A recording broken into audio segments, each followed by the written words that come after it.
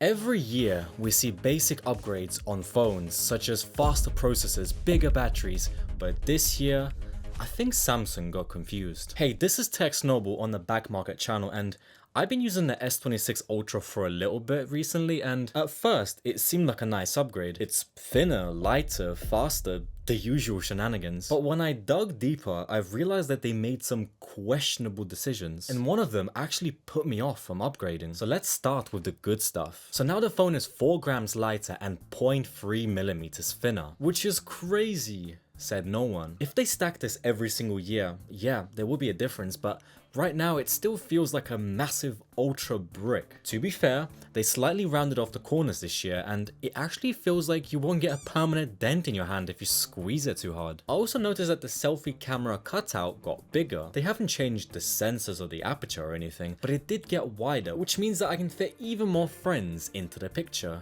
Oh, wait. There's something that really bugs me about this phone, but I'll just have to wait a little bit longer to tell you. This year, they actually downgraded the sides from titanium to aluminium, which could be an upgrade depending on how you look at it. So according to Samsung, and I quote, "We like money."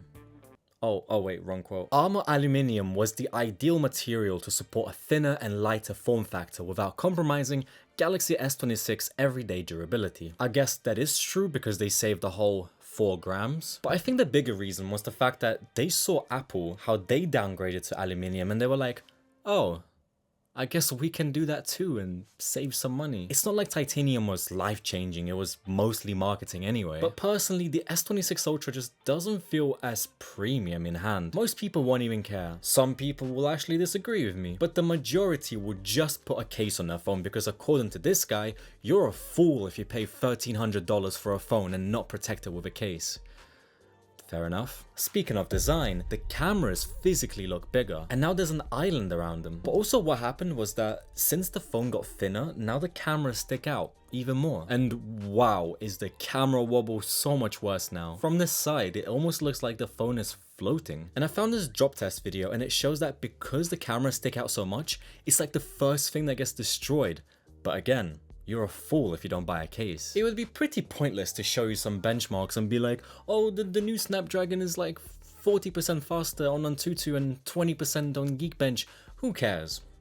What difference does that actually make? In real world use, you won't even notice any difference when scrolling around, and the camera shutter is basically the same. However, Windows game emulation, it's where it's at right now. Because look at this, I'm playing Witcher 3, not on cloud gaming, not streaming, natively on this phone. It is a little bit glitchy and it does have some graphical bugs, but we got to a point where phones are powerful enough to run actual full-on PC games. And just to compare, it does get around 10 to 20% more FPS than last year. I think this is something to get excited about because we finally have a use for all this power. Before we all get too excited, this is the part where I was like, yep, I'm not upgrading. So we all know that Samsung introduced a new privacy display which lets you hide the screen from others with a click of a button. But I think people don't realize that by default, the privacy mode doesn't really do that much. It kinda just dims the screen when looking at it from an angle. And for this to be actually useful, you need to enable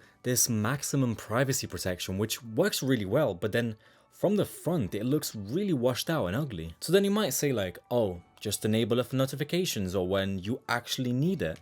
And you might be right, but I think there's an even bigger problem. Keep this in mind, but both phones are running 4040p with privacy mode disabled. And I can see some kind of weird oversharpening going on the S26 Ultra. It is extremely difficult to show you this on camera. In fact, from this picture, it's almost impossible to tell. But in real life, the edges of icons and text looks kind of fuzzy and contrasty. Some people on Reddit said that they don't notice the issue and they're completely happy, but others, like me, have actually noticed this issue. So I think it kind of depends how sensitive you are and how much you care, but personally for me, the screen looks pretty bad. But by far the most exciting thing about this phone is the new cameras. On paper, they have barely changed anything, but the software is where it gets a little bit interesting. All they did was just improve the aperture on the main sensor and the 5x sensor, which means you're gonna get slightly better low light results.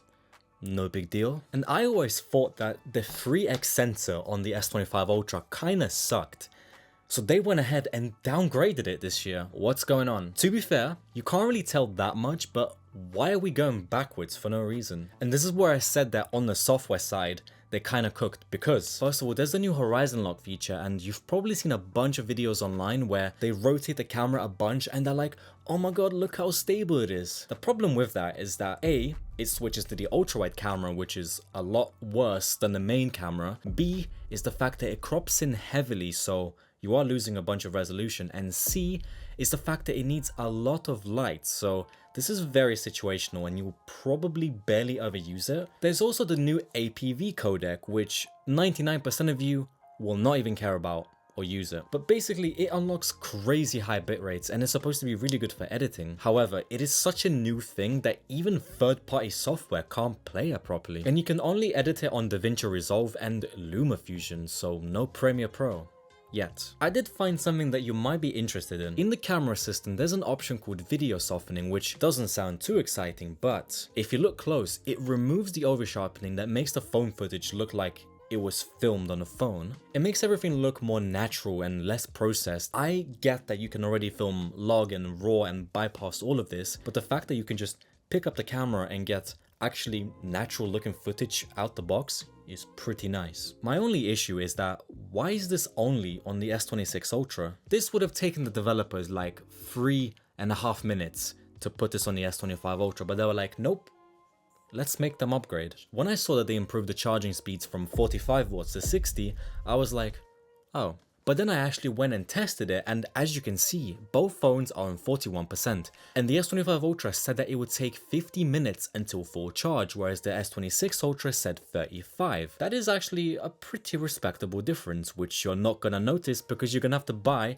the 60-watt charger separately. I mean, if you already spent the 1300, you might as well spend another 50, right? What difference does that make is what they want you to think. Although the battery size has stayed the same, the actual battery life has actually somehow improved through the magic of power efficiency and cooling. Look at this battery life test list on GSM Arena. Look how far down the S26 Ultra is. It is not bad. It's not even close, but there is definitely better battery out there. And the last thing that I wanted to touch on was the S Pen. So this year it's curved with the body, which means that if you put it in the wrong way, it sticks out, which obviously isn't the end of the world, but why? And for whatever reason, the pen is now smaller, which I guess feels a little bit worse. So if you're wondering if you should upgrade from the S25 Ultra, don't. Not just because it's a boring upgrade, but because Samsung is still on the path of constantly downgrading their phones. I personally don't think the new privacy screen justifies having an over-sharpened screen with more reflections. I do like the new APV codec and the video sharpening, but I'm literally getting excited over software.